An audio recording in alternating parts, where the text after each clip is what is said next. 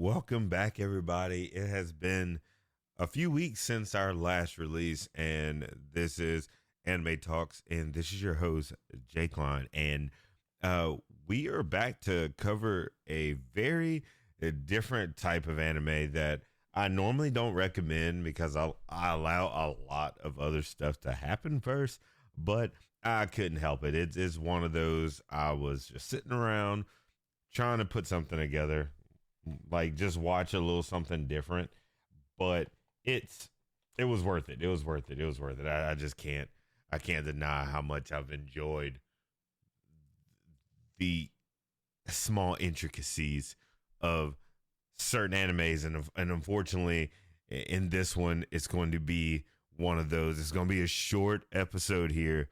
Forgive me, but it has potential. I have to probably go read some of it to try to figure the rest out. But as far as like the anime adaptation itself, it's all we got. But just to hold off from just the build up, we are covering My Status as an Assassin obviously exceeds the heroes. Crazy, crazy, crazy title. But I'm telling you, it's worth it. We're diving down into another isekai.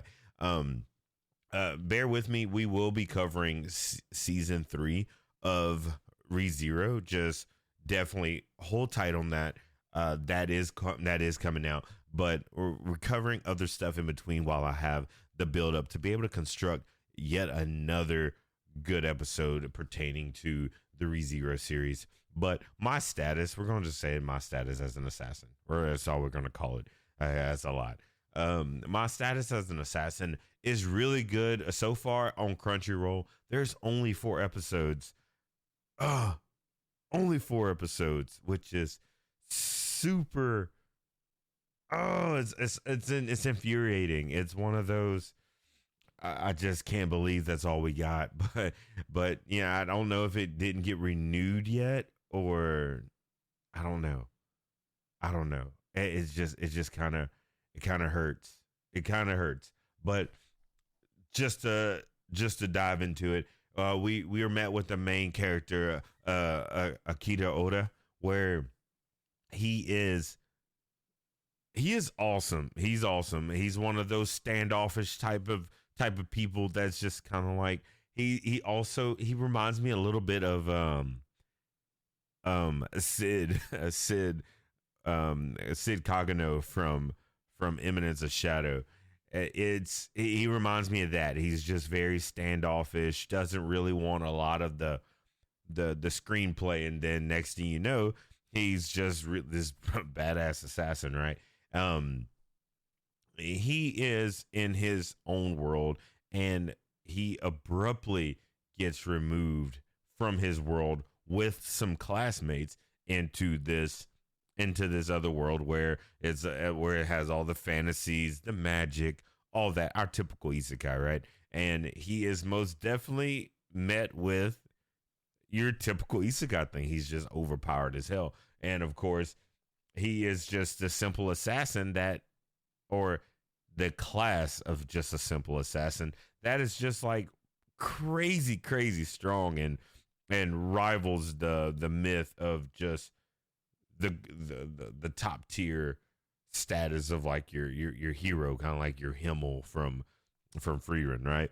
And you just have so much going on within just a small amount of episodes that we do have, that it covers so much. The world building of it is really good. The only thing I didn't care for is the untimely fatal end of one of the characters that you see within the first 2 episodes. It's kind of a letdown, but you can see that as moving quick. I probably should have read this, and then it could have built up to this, and probably reading would have took a lot longer to get to the part that I'm referencing. It's pretty sad, but so far he gets into this new world, and he is training with his classmates to be top tier of whatever class that they're in, or what archetype that they're in, and then they have to go take out the Demon Lord, Demon King, that kind of scenario that they pretty much throw into all these isekais. It's kind of like Rise of the Shield Hero kind of thing too, where they're going in to destroy and help this era of people survive their catastrophic issues that they have. But there is one crazy caveat within this. The only difference is that in Rise of the Shield Hero, this is the best thing to approach it with. You have the Rise of the Shield Hero, where you had the patriarchy, which is technically a matriarchy because like the queen is over the king in that series, where we are met with a very interesting twist where there is some corruption that is going on in the kingdom that is pressed on by the king, but sadly it intertwines with the untimely death of the aforementioned person earlier. I'm not going to go too deep into that. That's going to spoil it. Just definitely watch it, and it fuels it fuels our main character to go seek and go further and beyond to get his craft together to be able to not only beat this world's problems, but to also return back home. That is really a very interesting dynamic because not only is he really dedicated to taking out the baddies, but he's also trying to return back home because he is very endearing to his family back at home. And that is a very interesting twist because things have changed. Where, like in Jobless Reincarnation, that didn't mean the same. Like we're met with a lot of different situations where in our main characters, either it be past life or their regular life, it really wasn't much of a life, and they're just a shell of a person, and they don't want to return home, and then or they realize that their new life is so much better than their old life that they're willing to stay. And this is completely different. For one, we do have a very, very awesome story building with Akira, which he wants to go back, and it's a really good dynamic. It changes the aspect of it because now it's like I want to destroy and take care of the problems here, but I also don't want to build up too many attachments to where I will want to stay. I want to go back home to my family, and it just brings out just like a different emotional bond that he has back home. Well, with also being in this new world, it's good. I really like how they were able to portray that and show and reinforce that so many different times within just a short amount of episodes that we do have. And as we get towards like episode 1 and 2, where that is kind of like the premise and everything, we are met with your typical bait and switch, where now we do have our main character that is guilty and framed part of this crime, this heinous crime, and he's trying to it's not that he's necessarily running, but he's like out there trying to solve the problems and fix everything to where he can restore his name back to where it was. It's crazy. I really do. I really do like how they did this. Like I said, in such few episodes that we have, and then he stumbles upon a new companion, and then there's another companion. It sets the premise. It really does. It gets us ready to embark on the real adventure. So I would honestly say you could just take episode 1 through 3 or 1 through 4 that we have now, and just make that season one and just open it back up, and then boom, there we go. They did set it up to where we are ready. We're ready for what we need, and it's really good. It's really good. I can't lie. I really do enjoy it. I'll probably have to really, really, really, really go out the way and try to go read the rest of it. And maybe I'll be able to come back and get some more stuff um, delivered to y'all as far as like being able to catch back up with where the anime dropped off and just pick up from the manga and try to like get everything going. It's really, really, really good. I do recommend it. I do now. I will say, take your time, get to it when you can, kind of thing. There's only 4 episodes, so there's not much to watch, but it's enough to where we'll get it going, right? And there's just so many things that like when you watched enough animes or have built up a catalog within your brain of what you've seen.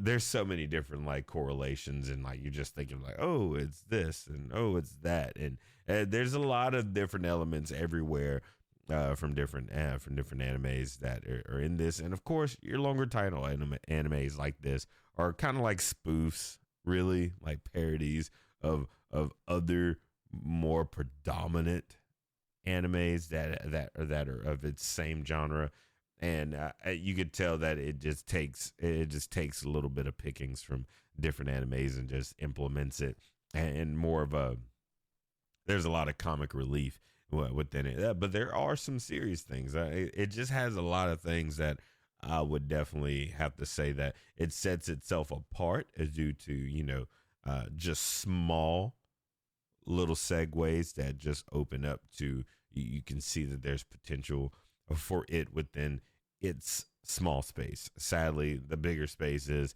there are bigger isekais that just like roam the lands and just does it better, but you just can't really take away from what it has. It's one of those things that you really just you have to adore the charm of what it has. And I would have to say I do enjoy it, and I do see that it does step away from its counterparts within the same genre. And I do recommend, like I said, definitely check it out. It's only 4 episodes as of the recording of today. Definitely check it out. It's really worth the look, and it's definitely not one of those that you have to really pay attention to too strongly. I mean, it kind of just it's like one of those like predictable situations that you can just like watch and or like listen to, and you'd be like, oh, okay, this is what's going on. You definitely can just get to it when you can. I do have to say that the build up that it has right now, there is some stuff to come that I'm really excited to watch. I normally try to stay away from reading manga if it's getting renewed soon, and then we'll be getting anime adaptation soon. I do try to stay away because I like to watch it. I like to see what's going on, and it gives me something to like just really bring in. Because reading it, don't get me wrong,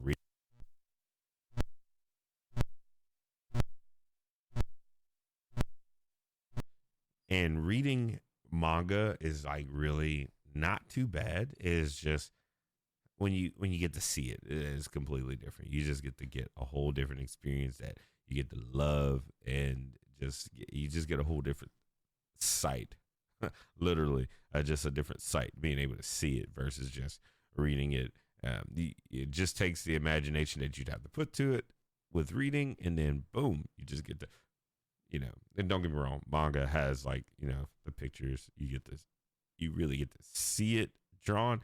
But animation, we already know, like through the likes of Demon Slayer and like Assassination Classroom, Death Note, Attack on Titan. We just have so many that if it wasn't animated, like or even Solo Leveling, there's just so much action going on. You have to see it, kind of thing. So again, thank y'all so much for checking this out. It's not going to be that long of an episode, only because there's only 4 episodes, sadly, in the series uh, as of this recording. And I really do enjoy it. And I do hope that y'all can enjoy it, only because I try my best to only like cover things that are worth watching. I probably should cover stuff that isn't really good watches, but that's the ones that I can only like watch like 3 episodes of, then I give up, or like 2. But this one, I mean, it only has 4, so if I didn't like it, I would only have to watch one more just to find out that it's just something I don't want to watch. But it's really good. Definitely check it out. I do have to say that it stands up with the rest of the, I have to say, like B tier animes. Like, it's not like, I won't say it's like an A or an S tier. If like I had to put like a tier list up, it just has, it's just one of those. I have nothing else to watch right now, so boom. But I am watching other stuff. Let me get that clear. I am watching Lord of Mysteries, and Togen, Anki. I'm watching a lot of different stuff right now. So as soon as I get done with some more things, we'll be back. As a matter of fact, Dragon Ball Daima, finish that up. ReZero Season 3, finish that up. We will be having our own reviews on that. Maybe not Dragon Ball Daima.